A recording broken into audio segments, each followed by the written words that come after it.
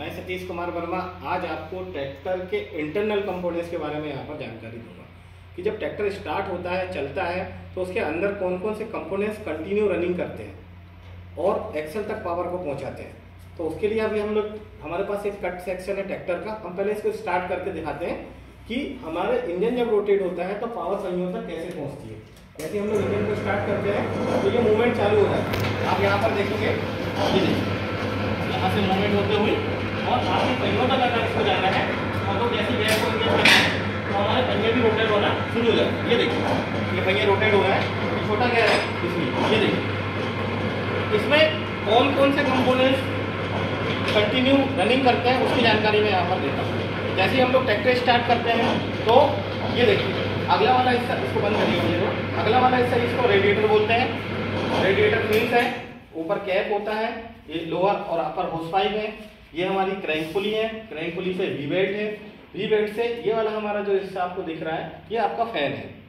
Fan के बाद just पीछे लगा हुआ है, इसको बोलते हैं वाटर पंप। थोड़ा आइए, इसको बोलते हैं हम लोग वाटर पंप। ये देखिए ये वाटर पंप है हमारा, ये वाटर पंप है और ये वी बेल्ट है, ये आपका फैन है। फैन के अंदर ये वाला हिस्सा घूमना ना, इसको हम लोग वाटर पंप बोलते हैं। ये देखिए ये जो है वाटर पंप है, इसको वी बेल्ट से ड्राइव देते हैं। ये वाला हिस्सा आपका अल्टरनेटर है। अल्टरनेटर के अंदर भी देखिए आपको यहाँ पर, ये देखिए ये अल्टरनेटर है। अल्टरनेटर के अंदर आपको स्टेटर दिखेगा।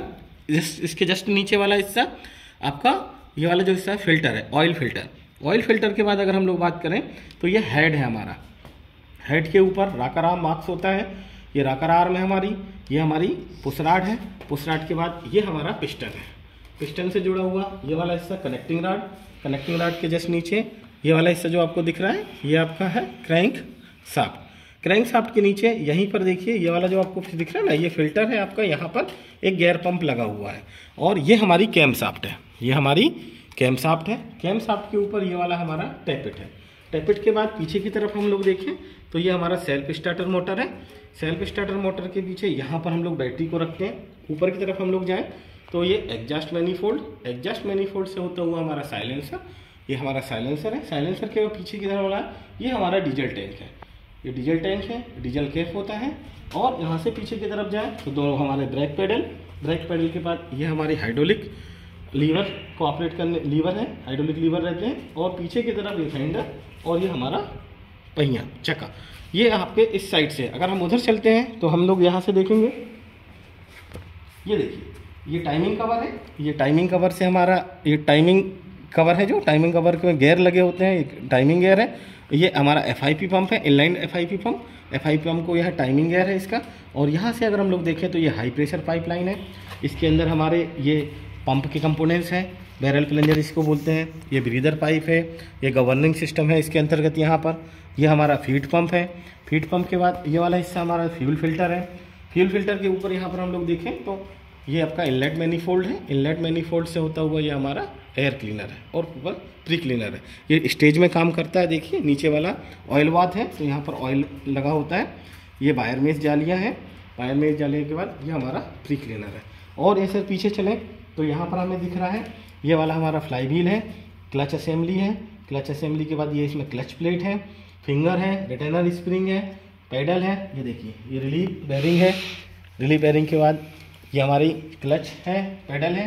क्लच पेडल के बाद ये हमारा गेयर बॉक्स है। गेयर बॉक्स के ऊपर गेयर सेलेक्टेड लीवर और लो हाई सेलेक्टेड लीवर है। पीछे की तरफ अगर हम लोग जाएँ तो ये हमारा हाइड्रोलिक सिस्टम के अंतर्गत आता है। हाइड्रोलिक सिस्टम के बाद ये लो और हाई का गेयर है। यहाँ पंप लगा हुआ है, तो ये फिल्टर है आपका। ये PTO शाफ्ट है। PTO शाफ्ट के बाद और पीछे की तरफ जाएंगे तो ये हाइड्रोलिक सिस्टम के अंदर कनेक्टिंग राड है। नीचे देखें तो ये पिनियन है। पिनियन के बाद ये हमारा क्राउन है। क्राउन के बाद ये हमारा हाफ एक्सल है। इस क्राउन के अंदर ही हमारा डिफरेंशियल होता है। यहाँ पर हम लोग देखें तो ये हमारा हाफ एक्सल है। हाफ एक्सल पे ये हमारे ब्रेक असेंबली है। ये brake assembly, disc type brake assembly है। ब्रेक असेंबली के बाद पीछे की तरफ अगर हम लोग जाएँ तो ये हमारा बुल है। ये बुल है। बुल का कनेक्शन हमारा एक्सल शाफ्ट से होता है और एक्सल का हमारा पहियों से होता है। साथ में ये PTO शाफ्ट है हमारी।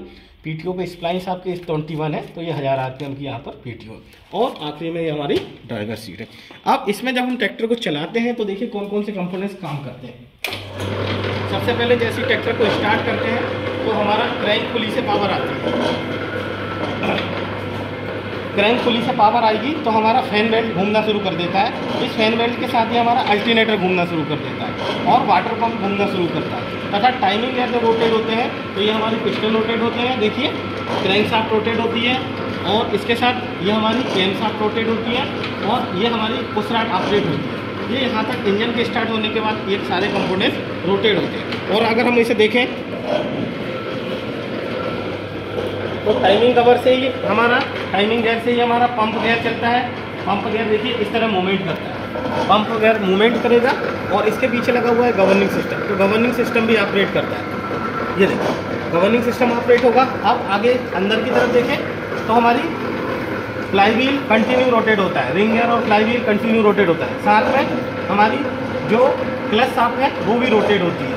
रोटेट होने के बाद जैसी पावर पीछे आती है तो क्लस्टर गियर के द्वारा से हमारा गियर बॉक्स का काउंटर शाफ्ट कंटिन्यू रोटेट होते रहती है। जब हम इसे पावर देंगे या इंगेज करेंगे तो पीछे की असेंबली रोटेट होगी। जैसे ही मैं क्लच दबाकर इसे कोई पावर देना, कोई गियर देना लगाता हूँ तो यहाँ से पावर होते हुए देखिए गियर बॉक्स से पावर होते हुए यहाँ हाई गियर में जाएगी, हाई लो गियर से होते हुए पिनियन में जाएगा। ये देखिए ये पिनियन रोटेट हो रहा है। पिनियन रोटेट होने के बाद हमारा क्राउन रोटेट होगा। क्राउन रोटेट के बाद एक्सल शाफ्ट रोटेट हो रही है और ब्रेक असेंबली रोटेट हो रही है और इसी के पीछे एक्सल से हमारा बुल गियर ऑपरेट हो रहा है, बुल गियर से हमारा एक्सल ऑपरेट हो रहा है और एक्सल पर लगा हुआ पहिया ऑपरेट हो रहा है। तो इस तरह जब भी हम ट्रैक्टर स्टार्ट करते हैं या गियर को इंगेज डिसंगेज करते हैं तो ये सारी की सारी पावर उसमें पहियों तक पहुँचती है। ठीक है दोस्तों, मेरे द्वारा दी गई जानकारी आपको कैसी लगी कृपया कमेंट बॉक्स में लिख कर बताएं। जय हिंद, जय भारत, जय श्री राम।